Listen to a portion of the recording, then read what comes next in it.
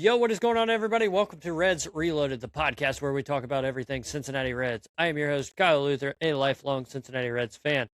This is Chandler Patrick. He is also a lifelong Cincinnati Reds fan. Now, guys, today we want to talk about the Cardinals and the Padres series. So it didn't go well, guys. We only won one game out of those 6 games.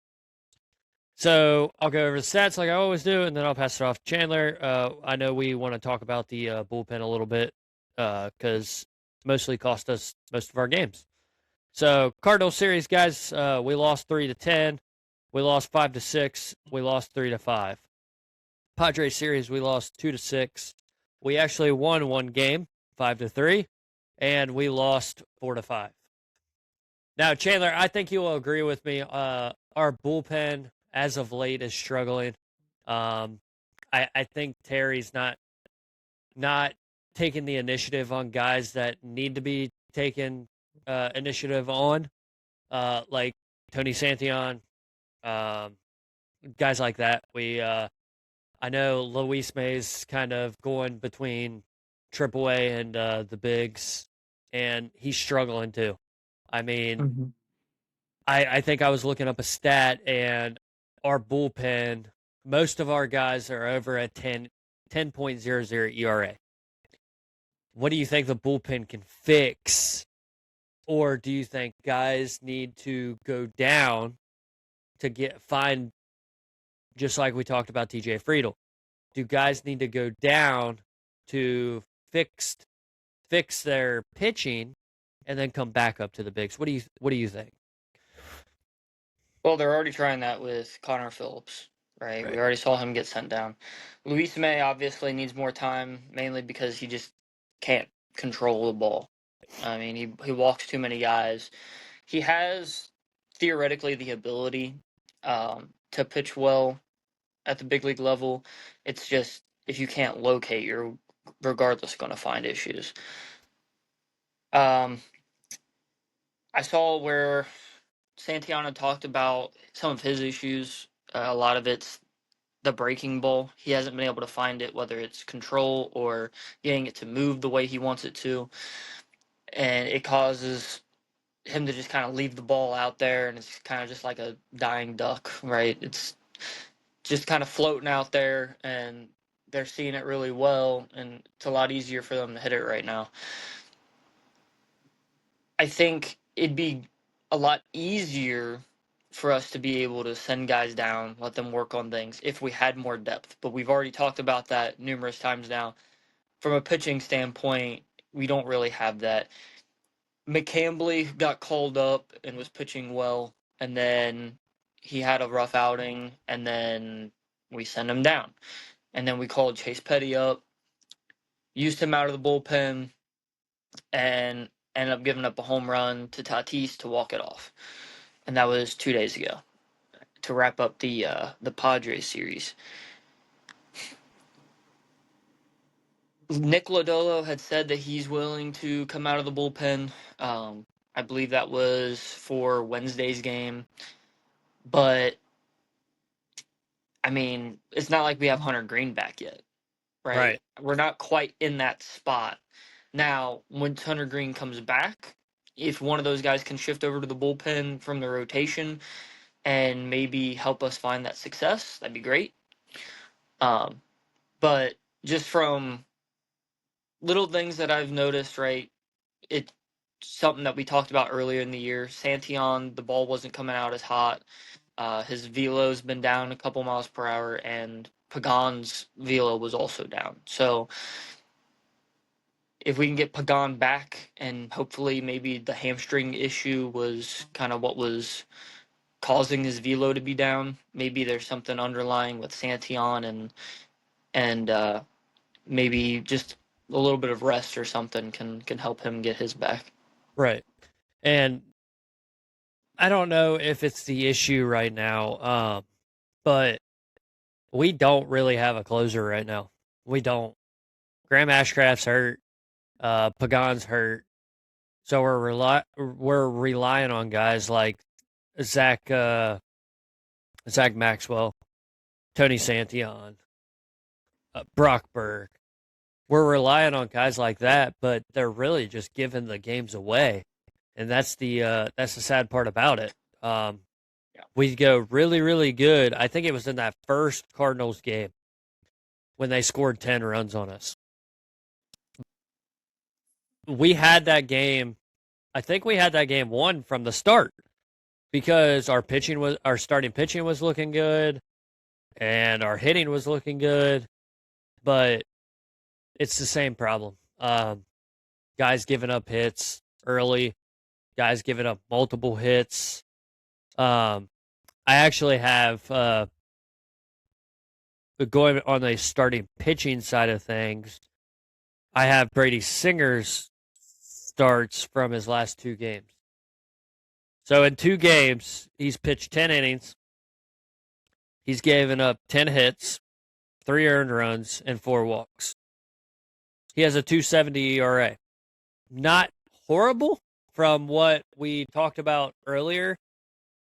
Brady Singer's kind of showing he wants to be that key contributor, but I don't think there's enough there to say absolutely he's a key contributor of the ball club.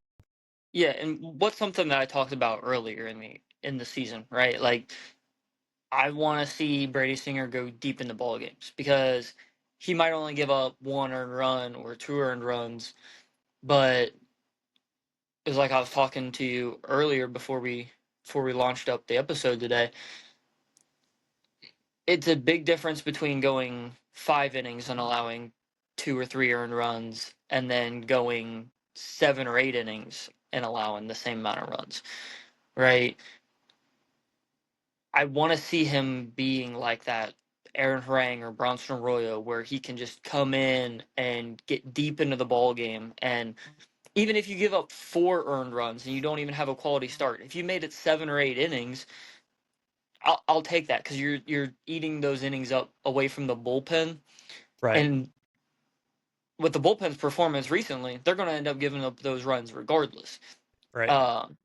We've lost 10 of our last 13 games now. We have a losing record, 32-35. And the bullpen blew a lead in 4 consecutive games. Tuesday, they were able to hold it down, and then Wednesday they blew it again. Right. I don't know what it is. I really don't. I question it every single series. What is it that's going wrong? Why are we walking so many guys? Why are we giving up so many hits? I mean, it kind of falls back on Derek Johnson. It really does. And he's on sabbatical now. I don't know Yeah. what's going on with him. In all seriousness, again, hope everything's fine. But yeah, I mean, we definitely need him there to work with these guys and figure out what is going on. Because as of right now, yeah, like you said, a lot of it does end up falling on him. Falls on the catching staff. That's helping call the games. Falls on the coaching staff overall, and you know, it's not just the pitchers, right? Those guys, they go out there, they throw the ball, but I it's not necessarily the same as it used to be in the game. Right. I feel like we don't have as many guys actually calling their own games right now. Um, you have some pitchers that can do that.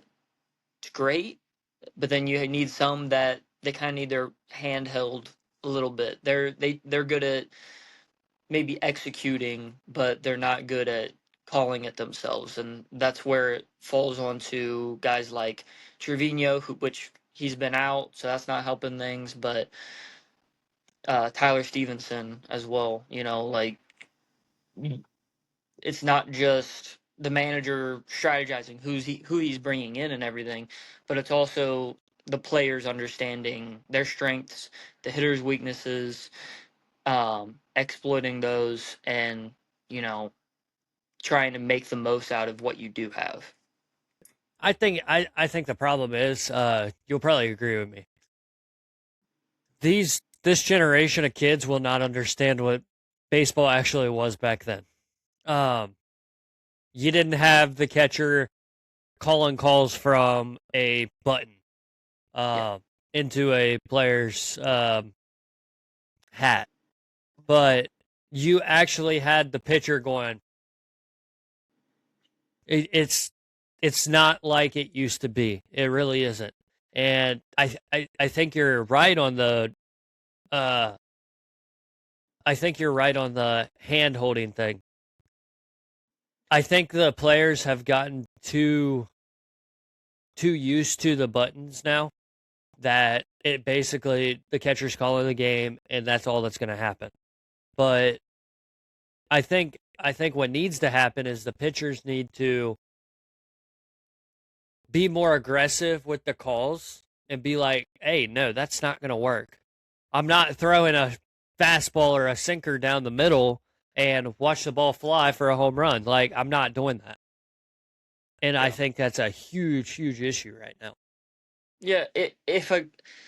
So on a given night, a guy could be having a 4 or 5 pitch mix in their repertoire. Um, let's say they have like fastball, changeup, slider, curveball. Well, let's say 3 of those pitchers are on, but the slider or the curveball is off or whatever.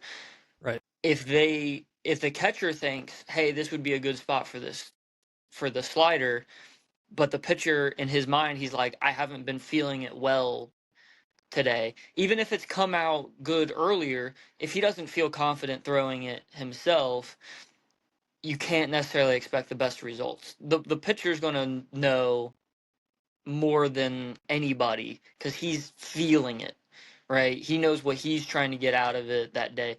If he doesn't feel comfortable throwing it at that given time, it's not just a physical thing, it can also turn into a mental thing Right. where they might not have that confidence in throwing it, and then when it gets called and it's like, all right, well, this is what they told me to throw, and then they throw it and it's like they miss their spot and then somebody takes them deep, whatever it may be. We need to.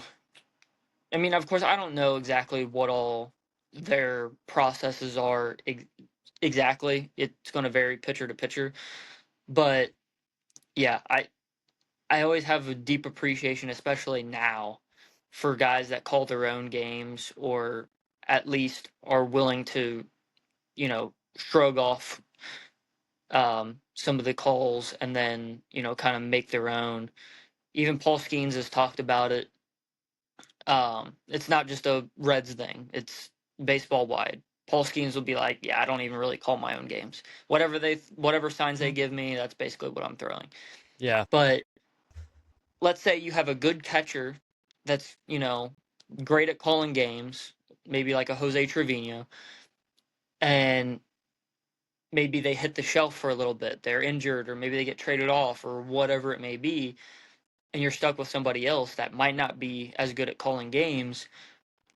Are you really that willing to let that other player or a specific coach, whatever it may be, to hold your career essentially in their hands by calling your games for you? And I think that's where players end up getting hurt because you're throwing fastball, fastball, fastball, fastball, and we're throwing at 100 miles an hour. At some point, that's going to catch up, and you're going to need Tommy John surgery. I truly think that's what's going to happen with Hunter Green after some time. Is he's going to end up getting Tommy John surgery because he's throwing 100 miles an hour. And he's I already said had one, which makes him more susceptible to having to have it again. I said this in the beginning of the season. The Reds need to focus on more velocity and control rather than speed. And I think that's where the Reds struggle the most is we want to throw 100 miles an hour. Luis May is one of those. I think that's the reason Luis May really struggles is because he wants to throw the ball 100 miles an hour. But we don't have guys like Aroldis Chapman anymore who can throw over 100 miles an hour and have control. We have guys that are throwing 100 miles an hour and can't control the ball at all. That's where Hunter Green found a lot of his success. When he started trying to dial it back a little bit and throw it a little bit slower, and then go up towards 100 miles an hour if he needs it, or if he's feeling really comfortable and, his command's just on that day, then, you'll see him rev it up a little bit. But we know he can hit 100 miles an hour. He just chooses not to. And what did it do? It helped him get deeper into ball games. It helped him control the ball a lot better. And, we're aware of how well he's pitched the last, 2 or 3 years. I mean, it's night and day from what we saw, when he was first getting called up and pitching for us. Yeah, you can't argue him at all. Um, but kind of leading off the pitchers and going to the lineup.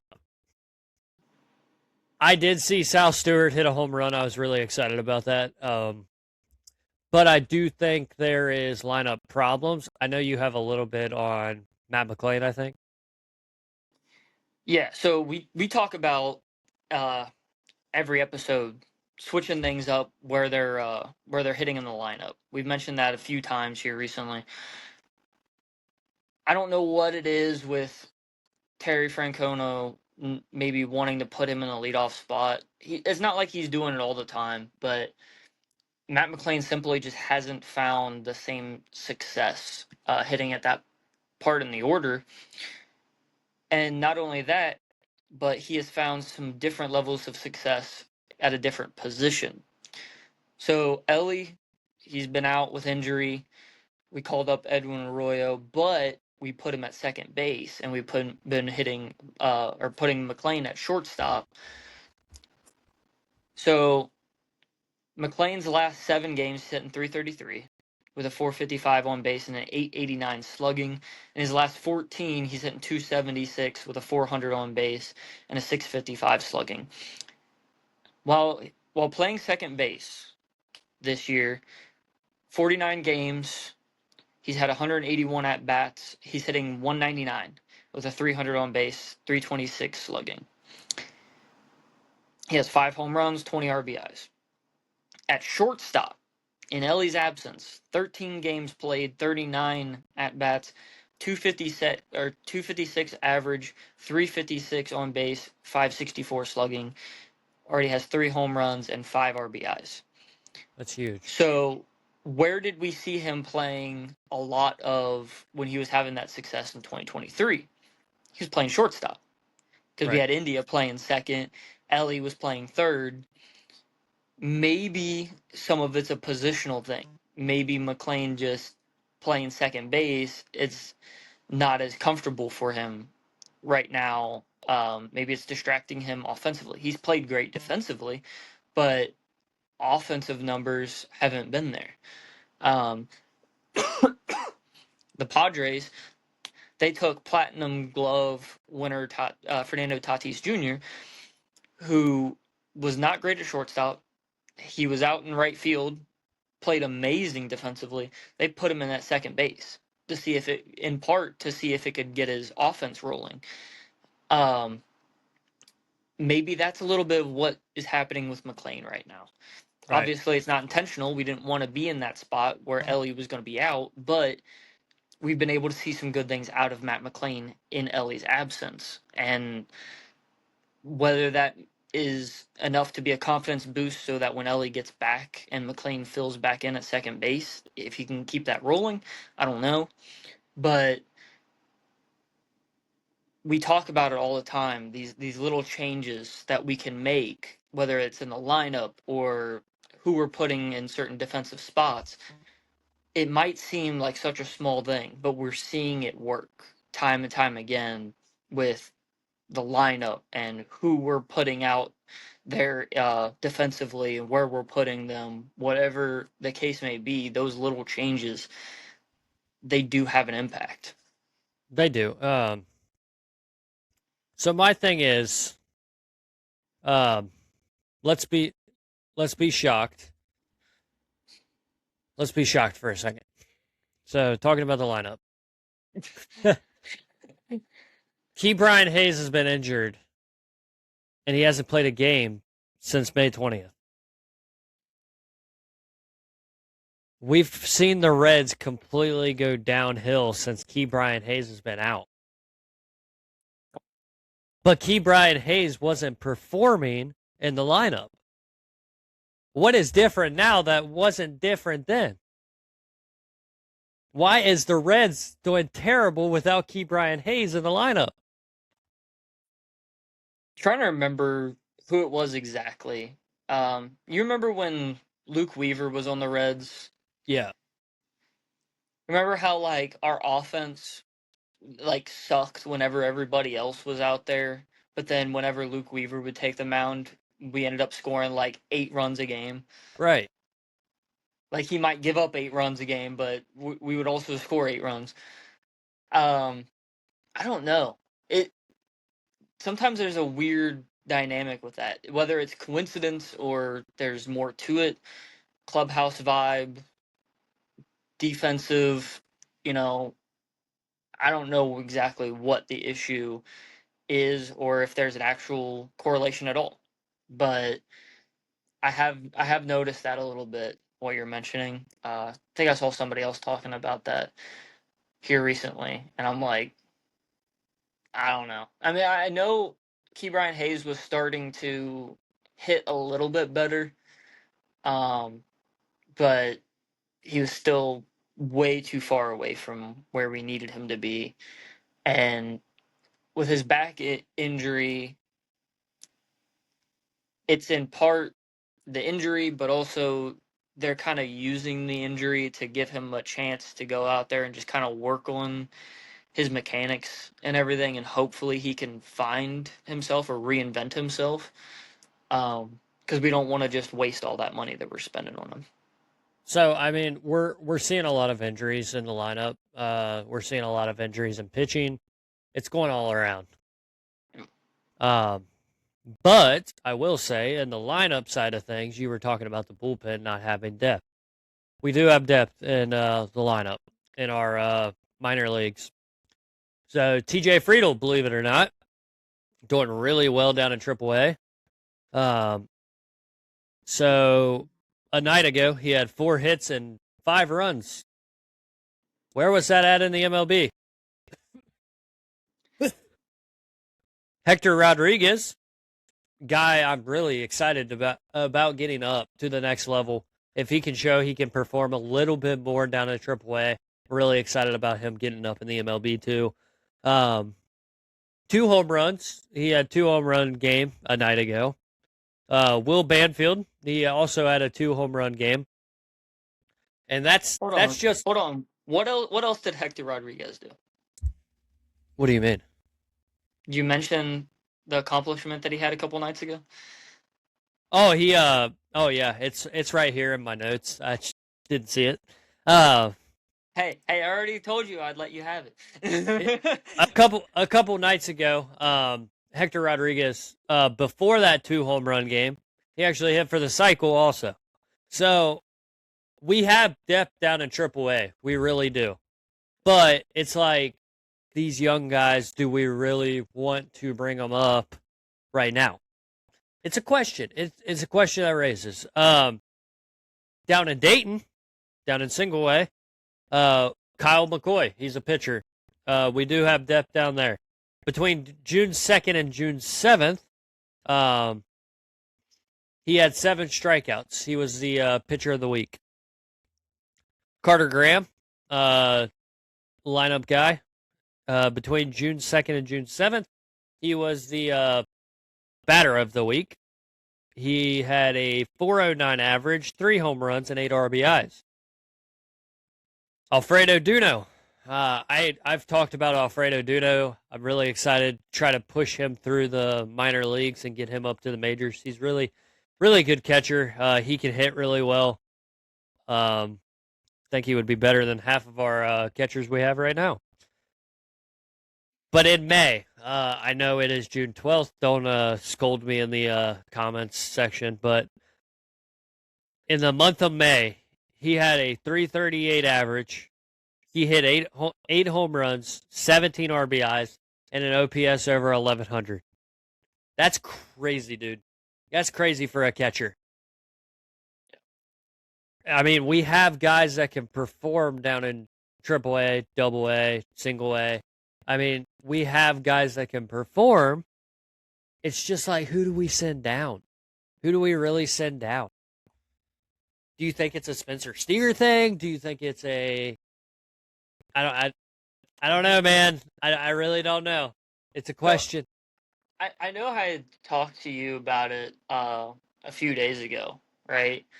And it was almost like right after that, it was like he instantly started doing something again, which is insane. So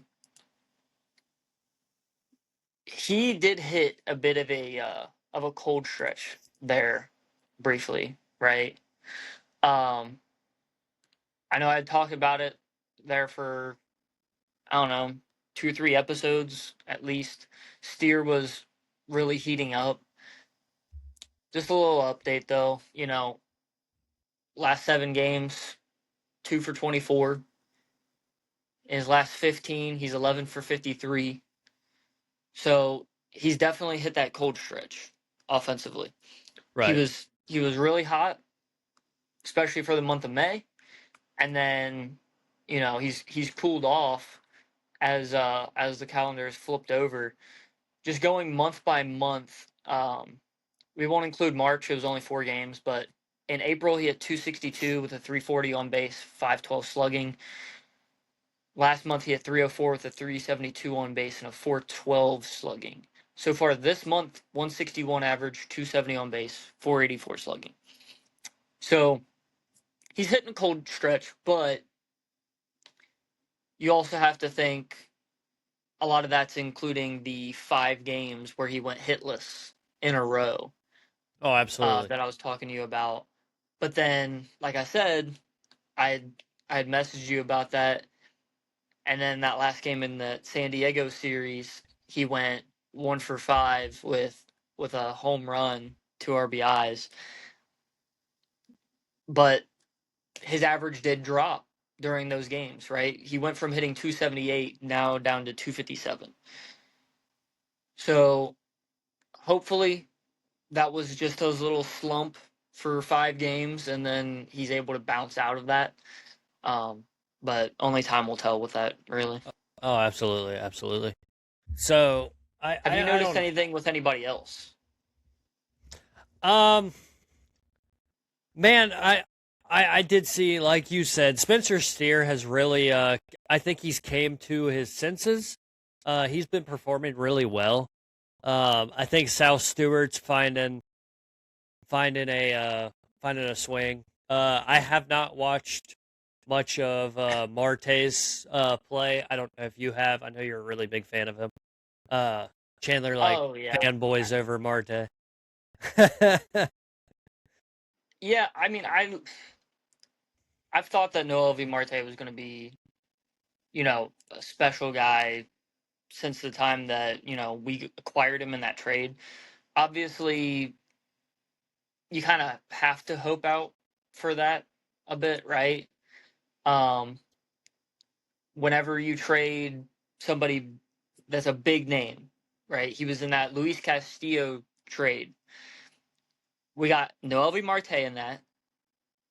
We got Levi Stout in that. And we got Andrew Moore in that. There's one more name that we got in that trade. You know who that was? Man, was it a big name? It's he's definitely been a prospect that we haven't wanted to let go of. But we've seen Man, him more recently than you would think. I know exactly who it is, but I can't think of it off the top of my head. Go ahead. Edwin Arroyo. Yeah, So yeah. that's 2 guys that I was super excited about. Edwin Arroyo can play great defense.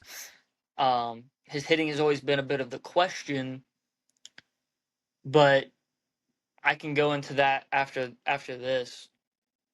Noelvi Marte, right?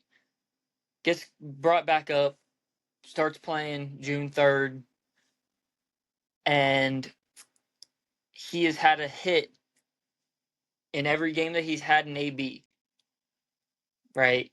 June 5th, 1 for 4.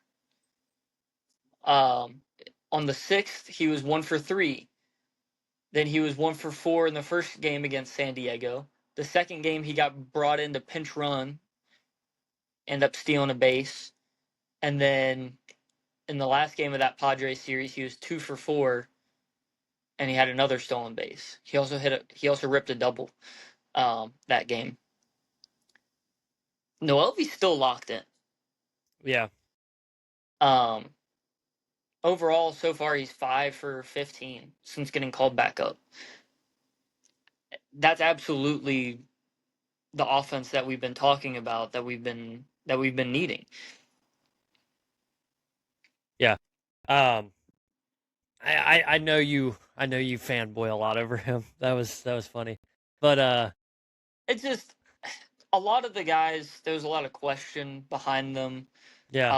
Christian Encarnacion Strand was a big one. Reese Hines was another one. Like we both know what ended up happening to those guys.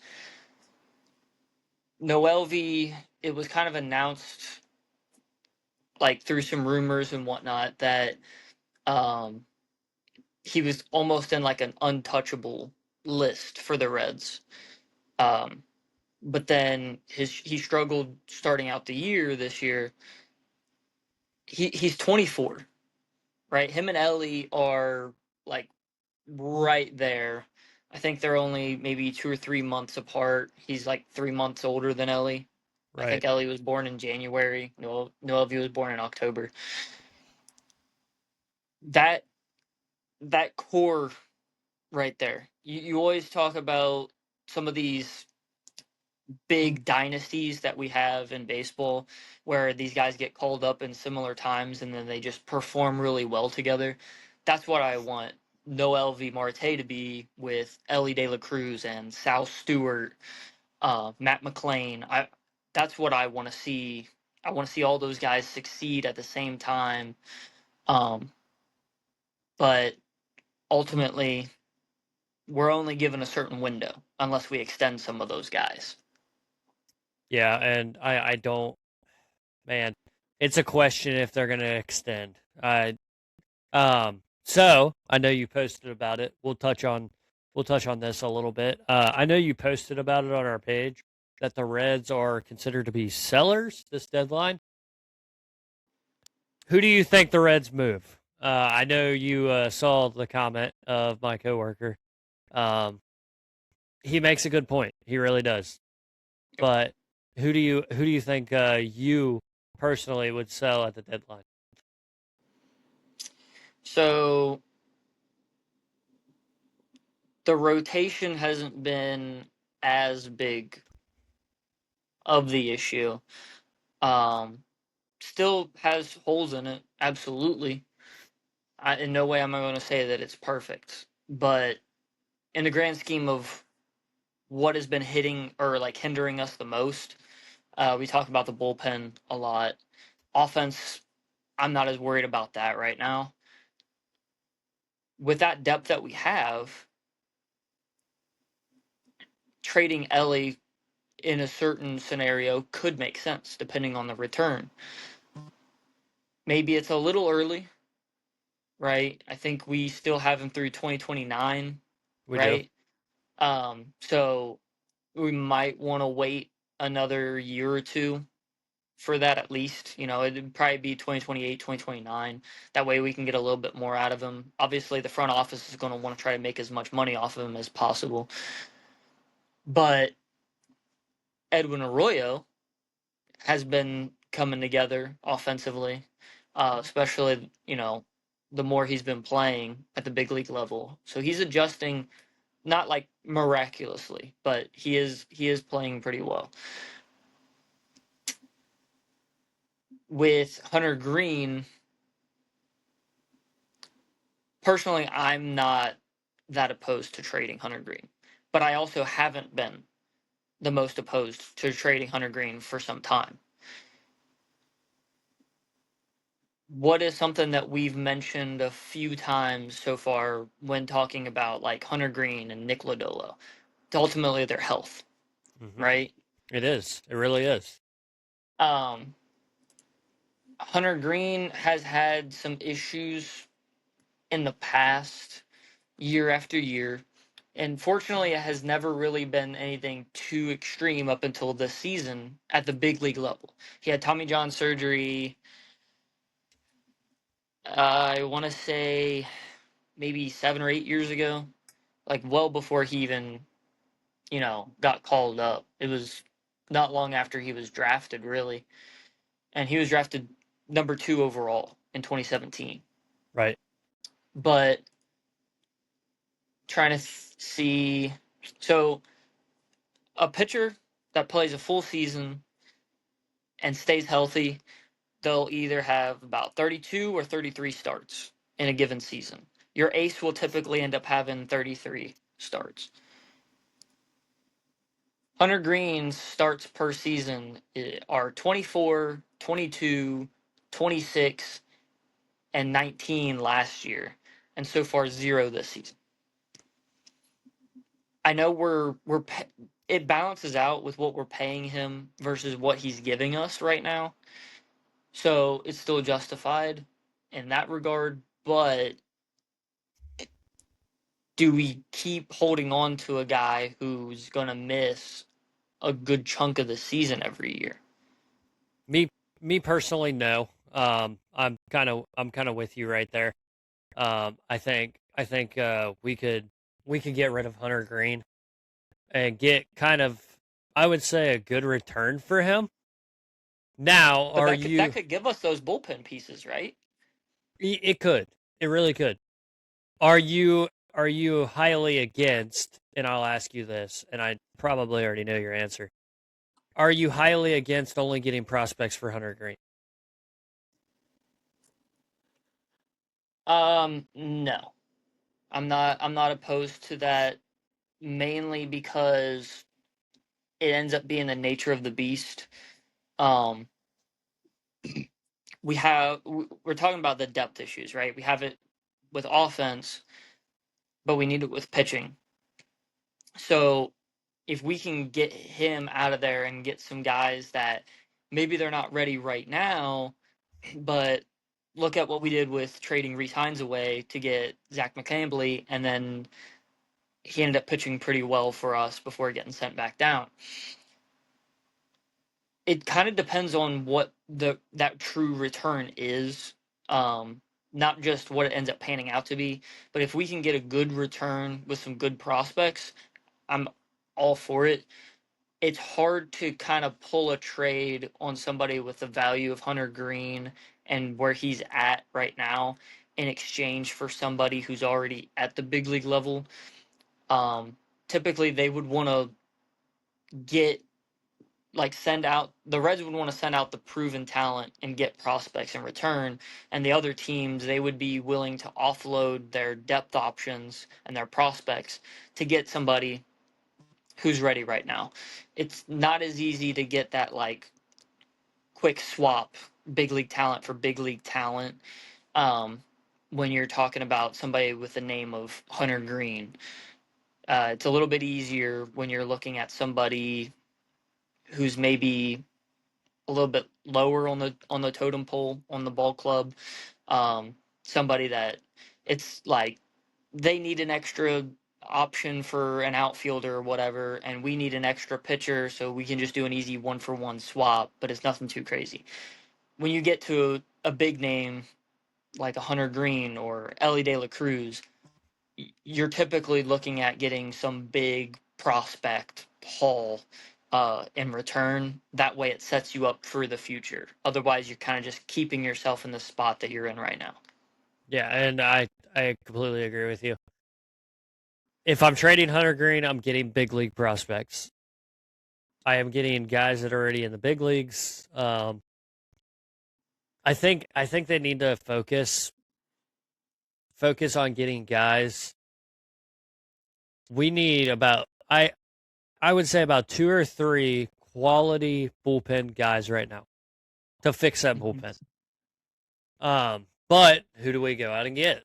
Who do we go out and who do you have your eye on anybody that you would think would help the Reds right now?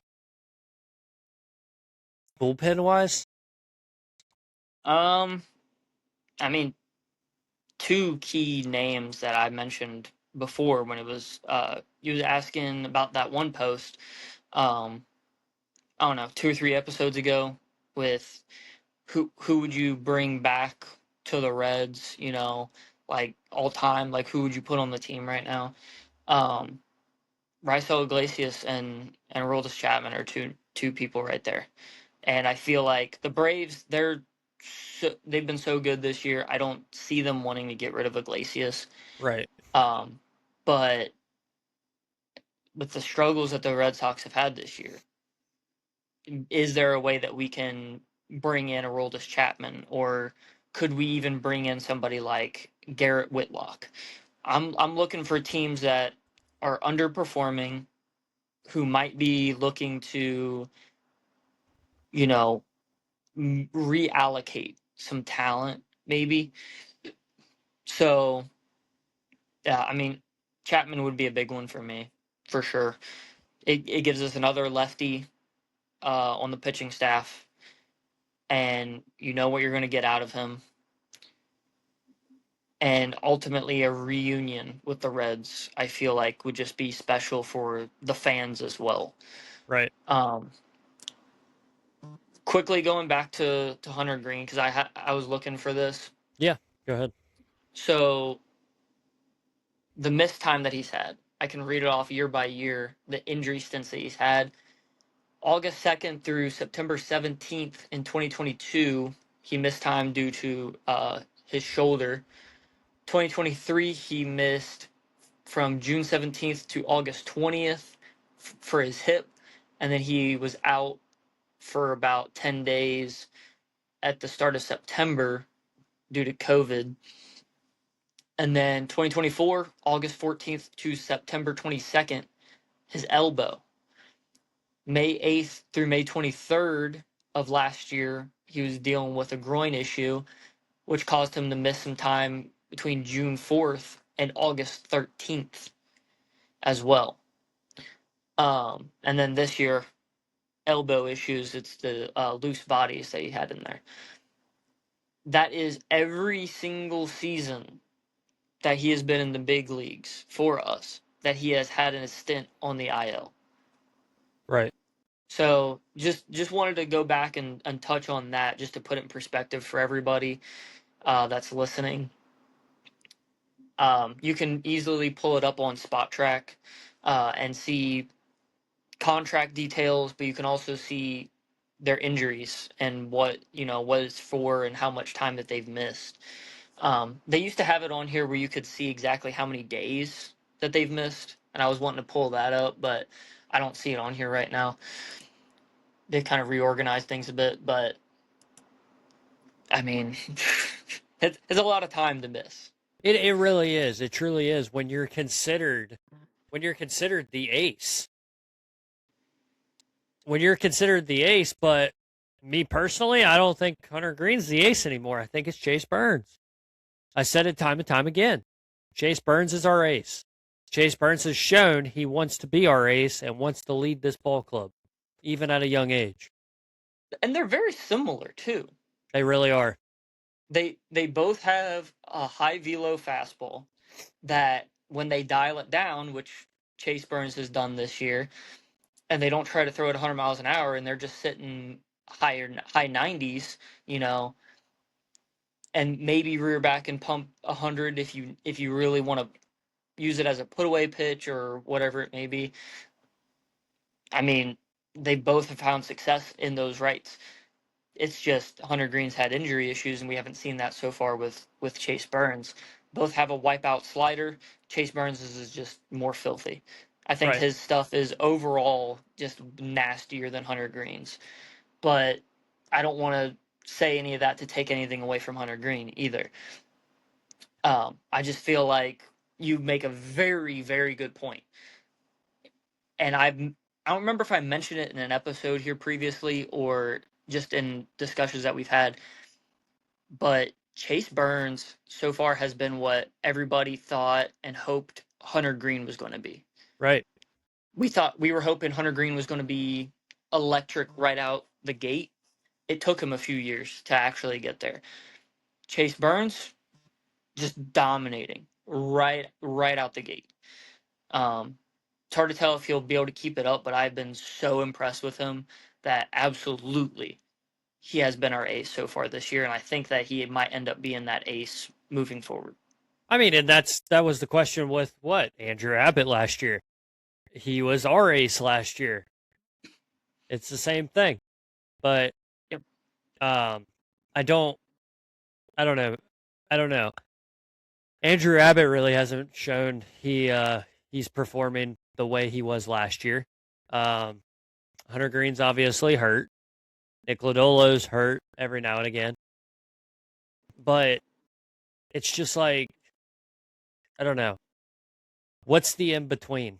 Do we trade rotation guys and keep Chase Burns and make our rotation a little better? I know we need to get some bullpen pieces. Do we trade two of our guys and get bullpen and starting pitching?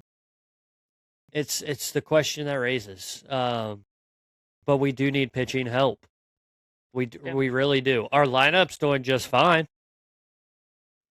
They're putting up numbers. I mean, we put up against the Cardinals, we put up 3 runs, 5 runs, 3 runs. And then against the Padres, we put up 2 runs, 5 runs, 4 runs. Our lineup is putting up runs. Our pitching is just giving it away. Yeah. I'm seeing if I can pull up just to put things in perspective a little bit. For everybody that's listening. Okay, it's not wanting to let me do it for teams overall, but I can go into the specifics of just the Reds pitching staff. So we talk about quality starts, right? Getting deep into ball games. A quality start is 6 or more innings pitched, and 3 or less earned runs allowed by a starter. Chase Burns has 8 of those so far this year. Andrew Abbott has 6. Rhett Lauder has 3. Brady Singer has 3. Lodolo has 2. Williamson has 1. And then everybody else that we may be seeing filter through, they haven't had as much success. Ultimately, it just shows even more how good Burns has been. And, even with Abbott's struggles this year, that run that he was able to start going on in his last start, closing out April through his performance last month, and even so far what he's done this month, he has a 4.5 ERA, but his last 3 starts, he's gone exactly 6 innings, allowing 3 earned runs. That is a quality start. Right. And for me to go back, so he didn't go deep enough into the game. There's 3 starts in May that ended up preventing him from it. But he's had 3 consecutive quality starts. May 20th against the Phillies, he went 5 1/3 with 1 earned run. Start before that, 5 innings pitched, 1 earned run. 5 2/3 no earned runs against Chicago at the beginning of May. And then April 30th, 6 innings, 2 earned runs. So he's been on a stretch where he's not allowing a whole lot of earned runs. He's having quality starts. We're seeing Andrew Abbott get there, but like you said, we're not seeing what we saw out of him last year. Even though he's having quality starts, and we love to see that, you will never hear me complain about it. But it does go into the fact that his starts last year, maybe he was going the same amount of innings, but he was only allowing 1 earned run, or he was pitching shutouts. Oh, absolutely, absolutely. I don't know. It's a question that raises. It's always going to be a question about our starting pitching, our bullpen. I think it's going to be a question all season long if we don't get help. We're going to see our record tank more if we don't get help. Yeah. We're going to be below 500 all season long. So I don't know what we can fix that is going to help us. I don't know, because at this point, whatever adjustments we're trying to make with the pitching staff, it just makes things worse. It really does. I It mean, does. it's like just because we send Connor Phillips down doesn't mean that the issues go away. Just because we send down Luis May doesn't mean that the issues overall go away. We have too many holes in that bullpen, and again, it feels like it just keeps getting worse the more moves that we try to make to make up for that and compensate. Oh, absolutely. So, guys, we got a huge announcement. We kind of kept it a secret in the last episode, but we will announce it. Me and Chandler are going to Cincinnati tomorrow. Um, we are going downtown to the game. We'll be at the game, and we will be. If you guys want to be in our videos, don't be scared to come up to us. We'll both talk your ear off for hours. But if you want to make some videos with us, let us know. Just come up to us. Um, so we'll be around the ballpark. We'll be asking fans if they want to join in the videos, and we'll make some fun videos. So guys, we'll start closing out this episode. But before we do that, I will announce who the Reds are playing their next 6 games. And I'll be completely honest, it's time for the Reds to win. It really is. So we got the Diamondbacks for 3 games. Coming up. Nick Lodolo pitches the first game. Rhett Lauder pitches the second game. And Andrew Abbott pitches the third game. Which I really wish they would switch Andrew Abbott to his bobblehead day, but I don't know. Yeah, it just doesn't feel right. It And really plus, doesn't. It really I want to doesn't. see Andrew Abbott pitch, man. I want to see him pitch on his bobblehead day, but it's okay. But second series we got against the Mets. We do know how the Mets have been performing this year, and that would be a series that we really need to win. I do not have the starting pitching for that. It hasn't been announced, but it's a question. Like, are the Reds good enough to beat the Diamondbacks? Are they good enough to beat the Mets? I think our starters for the Diamondback series, I think they're good enough. We got 2 lefties and a righty going. I'm kind of terrified to see Rhett Lauder go for real. Because in his last few starts, he hasn't really been performing well. So I think it's going to be a pitching duel, regardless. really is. Who's pitching for the Diamondbacks that day? So we're facing Eduardo Rodriguez tonight, and then tomorrow is Mike Soroka, and then Zach Gallen on Sunday, who's been struggling this year, but he's also been really good in the past. Right. I wouldn't put it past him to have a crazy good start against us. Yeah, it's hard to tell what our offense is going to look like, what their offense is going to look like in this series. I just think that it's going to be more of a pitching duel than anything. I could be completely wrong, though. Both pitching staffs could completely fail, and we could see a crazy high-scoring affair. And if that's the case, I feel like we kind of have the advantage Right. in that scenario right now. I feel like our offense is better than the Diamondbacks, but I mean it's hard to tell. I think our offense is better than most teams, to be honest. Yeah. Our pitching is not. Our pitching is bottom tier pitching. But it's a 180 from the start of the year, right? It really is. It truly is. Because we always talked about it, like especially me, I would hound on it so much. Earlier in the year, we can't rely so much on the pitching staff because it's not always going to hold up. We need the offense to pull through. Well, the offense ends up pulling through, and then the pitching staff starts struggling. So that's not exactly what I meant. I didn't meant that the pitching staff could just go away once the offense gets there. But I am glad to see that when one side of it starts fallen off, the other side's at least there to pick them back up. Yeah, but the problem is, it's now our pitching that's doing terrible, and they're losing us games every single series. Yeah, it's I'm hard. sorry. It's hard to keep us competitive. Sorry, it really is. Calm down, but but it's like the thing. Like, I get so frustrated because like you said, it's a completely 180 from the month of April.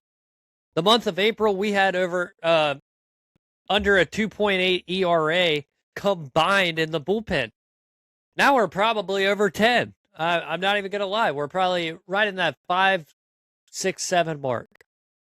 But it's like it's a completely 180 from what we saw in the beginning of the season. And I don't know what we can do to fix it. I'm not the manager of the Reds. If I was, there would be a lot different. It's funny. We were a few weeks into the season. We were getting ready to have the Hall of Fame, Reds Hall of Fame and Museum, ceremonies and everything, induct everybody into the Hall of Fame. And episode 4 of this podcast, our title, Reds Offense Struggles. Then it was Reds Offense Heating Up. And then next thing you know, we go up to episode 8, Bullpen Struggles. Episode 9, Lineup Struggles a bit. Then the last episode, Pitching Struggles overall, right? But you can really see where a lot of that shift has occurred, where we went from offense into the pitching staff. And, it, again, 180. If we could just find some balance somewhere in there, it'd be nice, because we have that depth offensively. But as these injuries keep occurring with our pitching staff, we're realistically one more injury to the pitching staff away from completely tanking this season and then end up selling at the deadline. Yep, and I think we already consider ourselves sellers at the deadline. I think it's pretty evident right now what we need. Yeah. We can't be buyers. We really can't. We have to be sellers, and I think I think we could, if we did buy at the deadline, I think that it would help our team out. It's just I don't know if the front office will go for it because of how much they've already put into the team this year already. I don't know if they want to dig even deeper into acquiring more pieces, especially at a certain price point. Right. But guys, like I said, if you see us at the ballpark tomorrow, come up to us. We're not shy. We'll talk to you. We can film some videos together. And make some reels that we can post on Facebook. But guys, if you liked this episode, please hit that like button. Subscribe on YouTube. Follow on Spotify and Apple Podcasts. We appreciate you guys' support. Over the last 28 days, we have over, I think it's 38,000 views on Facebook, which we really appreciate that. We didn't think it was going to be that big, but we knew at some point it would be. We didn't know it was going to be this soon. We're what, 6 weeks into the season, 7 weeks into the season, and we're already pushing 40,000 views on Facebook. So, guys, we really appreciate the support, and I hope to see you guys at the ballpark. I hope you guys all come up to us. The people that are supporting us come up to us tomorrow and say hey.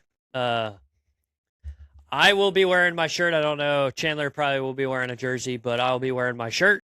I'll have my shirt on. You guys can see us. You guys can see our shirts in person. And guys, as Marty would say, this one belongs to the Reds. See you guys.